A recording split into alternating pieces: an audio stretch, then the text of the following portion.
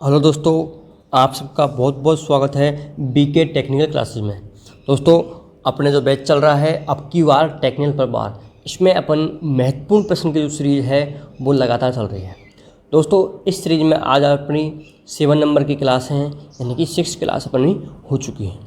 इस क्लास के अंदर अपन 10 इम्पोर्टेंट क्वेश्चन पर डिस्कस करते हैं, जिनके अंदर अपन ने 4 चैप्टर यानी कि 4 क्लासें 5 क्लासें लगभग 5 क्लासेज हैं जो डीसी मोटर के अंदर कंप्लीट की थी, और अब चल रहा है अपना ट्रांसफार्मर चैप्टर।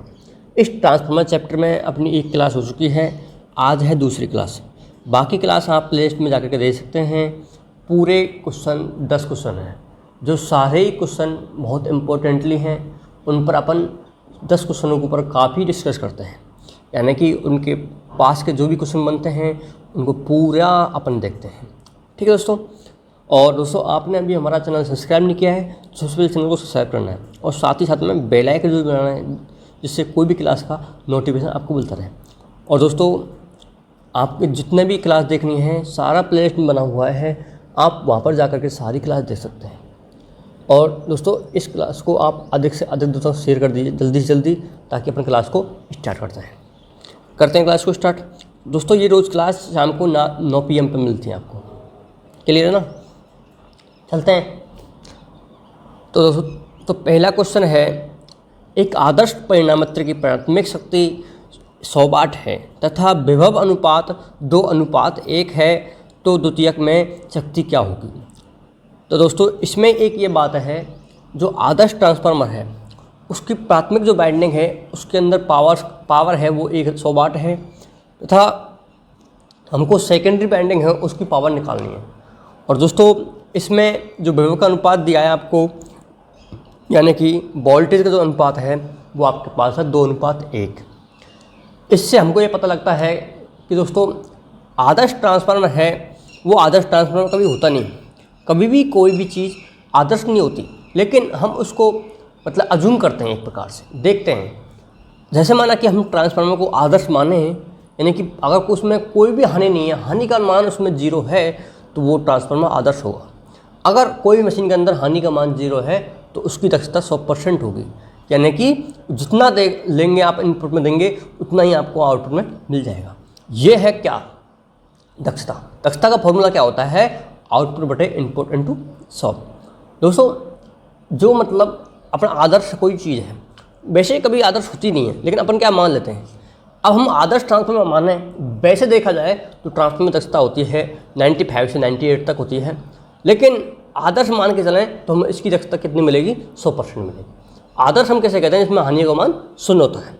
अगर इस ट्रांसफार्मर में हानि का मान 0 है तो इसकी दक्षता कितनी मिलेगी आपको? 100%, यानी कि पूरा जितना इनपुट इतना आउटपुट। अब दोस्तों, इसमें जो वोल्टेज का मान है आपको दिखाया गया है 2:1। किसका? बी का मान। दोस्तों, हमेशा आई का मान क्या होता है? उल्टा होता है, यानी कि 1:2 हो जाएगा ना? क्लियर है दोस्तों? अपन ट्रांसफार्मर की परिभाषा देखते हैं सबसे पहले कि निश्चित पावर व निश्चित फ्रिक्वेंसी। तो दोस्तों, हमेशा ट्रांसफार्मर में पावर फिक्स होती है, यानी कि नियत होती है। प्राइमरी वाइंडिंग और सेकेंडरी वाइंडिंग की जो पावर है वो क्या होती है? हमेशा फिक्स होती है। दोस्तों, प्राइमरी में 100 वाट है तो आपको सेकेंडरी में भी 100 वाट मिलेंगी, क्योंकि अगर हम वोल्टेज का रेशो को बढ़ा रहे हैं तो धारा का रेशो क्या होता है? घटता है। हम इसमें क्या होता है? उल्टा सिस्टम होता है। हम पावर को अगर जिस प्रकार से माने, कोई क्वेश्चन देखें अपन, तो P बराबर B × I। जैसे अगर हमारे पास वोल्टेज 2 है और I 1 है, तब भी 2 आगा, क्या है? ये 2 वाट आ जाएगी।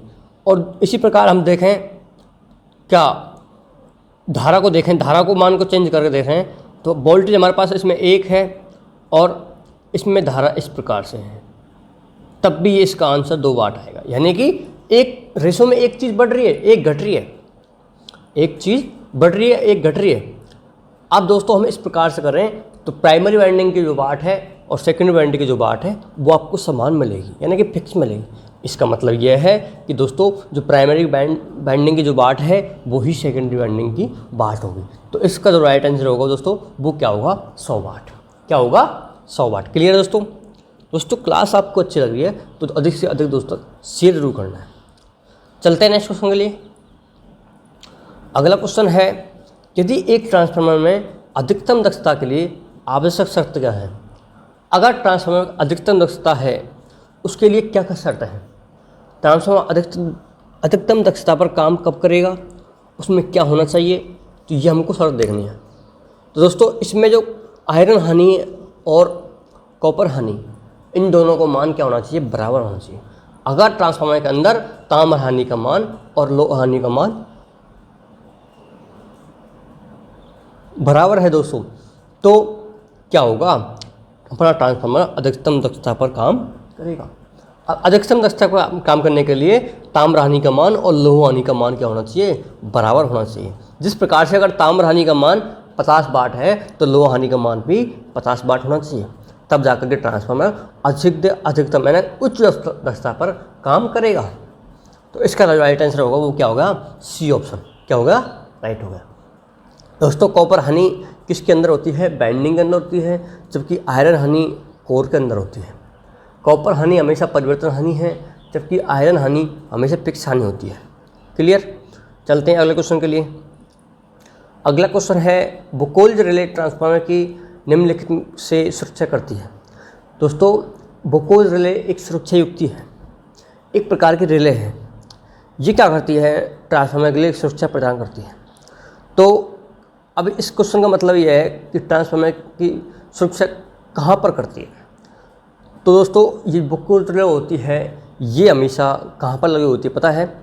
ये लगी होती है दोस्तों मेन टैंक और कंजर्वेटर के बीच में। मेन टैंक और कंजर्वेटर के बीच में। कंजर्वेटर क्या होता है दोस्तों? ऊपर ही ऊपर होता है, वो टैंक होता है और उसके बीच में लगी होती है बुकोल्ज रिले। ये क्या करती है? ये अगर ट्रांसफार्मर पर लोड से भी अधिक लोड चल रहा है, यानी कि ट्रांसफार्मर पर अधिक लोड डाला जाता है, तो ट्रांसफार्मर में इसमें बुकोल्ज रिले में क्या होते हैं? 2 फ्लॉट होते हैं। वो फ्लॉट क्या करते हैं? अलार्म बजाते हैं।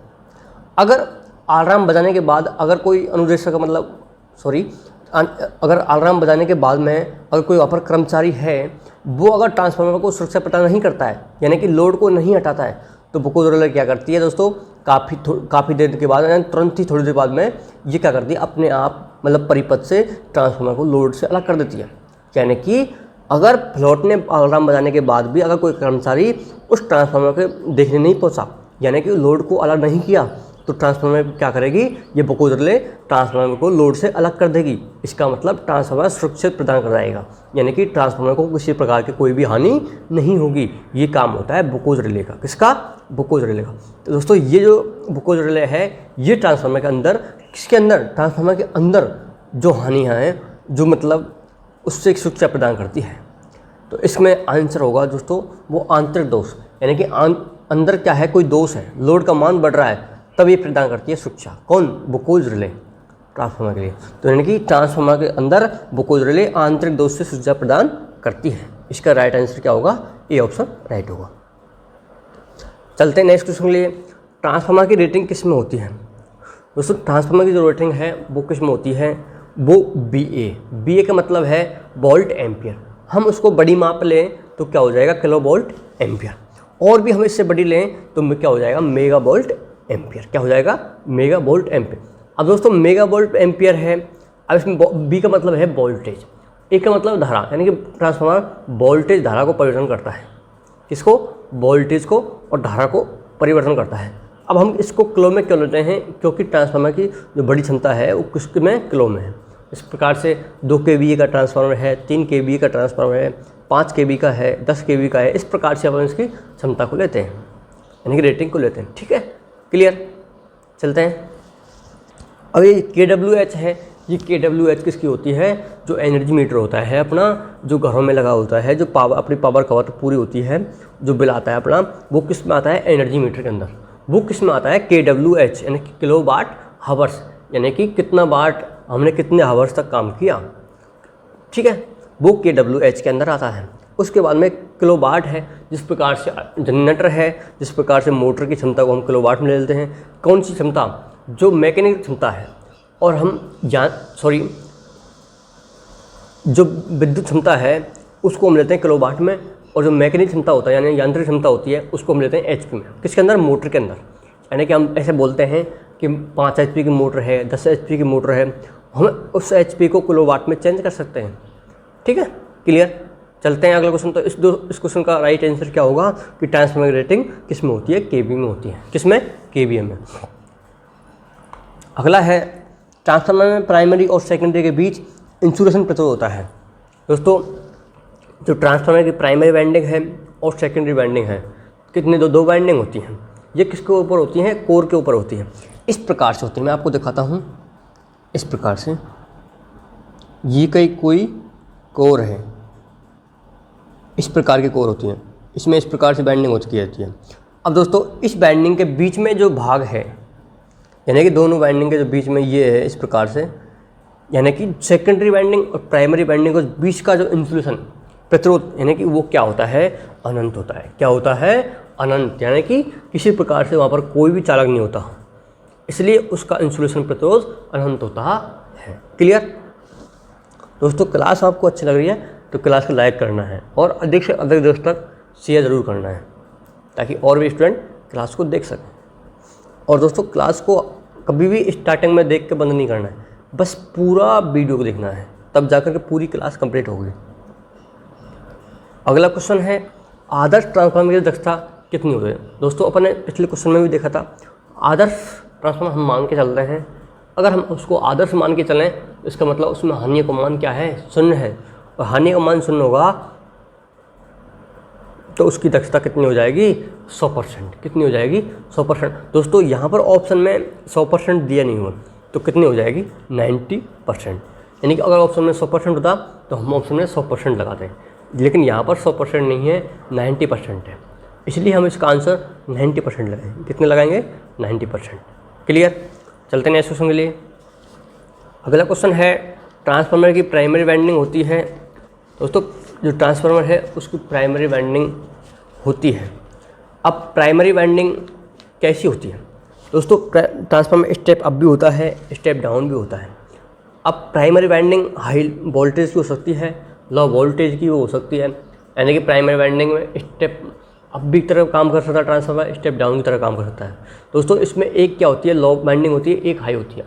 अगर प्राइमरी वाइंडिंग लो वाइंडिंग है और सेकेंडरी अगर उच्च वाइंडिंग है तो इसका मतलब ट्रांसफार्मर उच्च मतलब स्टेप अप है। ठीक है। इसी प्रकार से हम ट्रांसफार्मर जो प्राइमरी वाइंडिंग है वो लो प्रकार की हो सकती है, आपको स्टेप अप करना है या स्टेप डाउन करना है। तो इसका आंसर जो क्या होगा दोस्तों? सी ऑप्शन, यानी कि दोनों प्रकार की हो सकती हैं। आप ऐसे नहीं बोल सकते कि transformer step up primary winding इस प्रकार की होती है, ऐसे नहीं, ऐसे कभी नहीं बोल सकते। ट्रांसफार्मर की प्राइमरी वाइंडिंग हाई वोल्टेज की होती है हमेशा, ऐसा कभी नहीं हो सकता, क्योंकि आपको स्टेप अप करना है या स्टेप डाउन करना है, आपके ऊपर निर्भर है। तो इसका जो राइट आंसर है वो क्या होगा? दोनों वाइंडिंग। आप दोनों प्रकार के कर सकते हैं। अगला क्वेश्चन है ट्रांसफार्मर में हानियाँ जो लोड परिवर्तन के साथ परिवर्तन होती हैं। अब दोस्तों इसमें जो ट्रांसफार्मर के अंदर हानि है, लॉस है, हानियाँ दो प्रकार की होती हैं, कॉपर हानि और लो हानि। कॉपर हानि लोड के साथ परिवर्तन होती है, यानी कि उसको हम परिवर्तित हानि बोलते हैं, क्योंकि लोड का मान बढ़ेगा तो कॉपर की वाइंडिंग है वो गर्म होगी, यानी कि उस क्या है गुण नष्ट हो जाएंगे। तो कॉपर हानि वो क्या है? लोड के मान घटने बढ़ने से उस हानि का मान भी घटता बढ़ता है, और वो भी धारा के वर्ग, यानी कि क्या होता है? कॉपर हानि का सूत्र I²R। क्या होता है? I²R। अब इसमें लोड का मान बढ़ने पर कौन सी हानि मान बढ़ता है? तो वो है कि दोस्तों कॉपर हानि का मान। किसका? कॉपर हानि। जो ताम्र हानि जो बाइंडिंग के अंदर हो रही है उसे हम कॉपर हानि बोलते हैं। क्लियर। चलते हैं नेक्स्ट क्वेश्चन के लिए। अगला क्वेश्चन है बुकोज रिले ट्रांसफार्मर के साथ कहाँ लगी होती है। दोस्तों अपने पिछले क्वेश्चन में भी देखा था कि बुकोज रिले क्या है? जो ट्रांसफार्मर के अंदर जो दोष है उससे हमें क्या करती है? सुरक्षा प्रदान करती है। ये बुकोज रिले दोस्तों ये कंजर्वेटर और मेन टैंक के बीच में लगी होती है, यानी साथ में लगी होती है। तो इसका जो राइट आंसर होगा वो क्या होगा? ए ऑप्शन राइट होगा, यानी कि कंजर्वेटर और मेन टैंक के बीच में कहाँ पर लगती है? बुकोज रिले लगती है। चलते हैं नेक्स्ट क्वेश्चन के लिए। दोस्तों कंजर्वेटर का उपयोग किया जाता है, जो कंजर्वेटर होता है वो मेन टैंक के ऊपर लगा होता है, वो कंजर्वेटर को हम बोलते हैं क्या? संरक्षक। हिंदी में क्या बोलते हैं? संरक्षक। जिसके अंदर क्या होता है? तेल की मात्रा भी होती है, और ये क्या करता है? जो तेल गर्म होता है अपना लोड के कारण, तो तेल के फैलाव को बढ़ाती है। अगर तेल का फैलाव बढ़ जाएगा उसमें मतलब ट्रांसफार्मर का जो आयतन बढ़ाती है, और जिससे क्या है तेल का फैलाव बढ़ेगा तो तेल ठंडा होकर वापस पुनः अपनी मेन टैंक में आ जाएगा। तो क्या करती है, ऑप्शन ए इसका राइट आंसर होगा, यानी कि तेल के फैलाव को सिकुड़ने में सहायता प्रदान करती है। कौन? कंजर्वेटर होता है। इसके साथ में देखो लगी होती है दोस्तों क्या, सुरक्षा ब्रीदर लगा होता है एक, तो कौन सा? ब्रीदर, जिसके अंदर क्या होती है, सिलिका जेल होती है। चलते हैं नेक्स्ट क्वेश्चन के लिए। दोस्तों आज अपने इतने क्वेश्चन थे और ये क्वेश्चन सारे ही डिस्कस कर चुके हैं अपन, और ये मोस्टली हैं, आप इनको अच्छे से रिकॉर्ड में नोट कर सकते हैं। और दोस्तों क्लास आपको अच्छी लगी है तो क्लास को लाइक करके जाना है, और साथ ही साथ में दोस्तों शेयर भी करके जाना है, और चैनल सब्सक्राइब नहीं किया है तो आपको चैनल सब्सक्राइब भी करना है। और दोस्तों नेक्स्ट क्लास है, कल होगी आपको। Okay bye.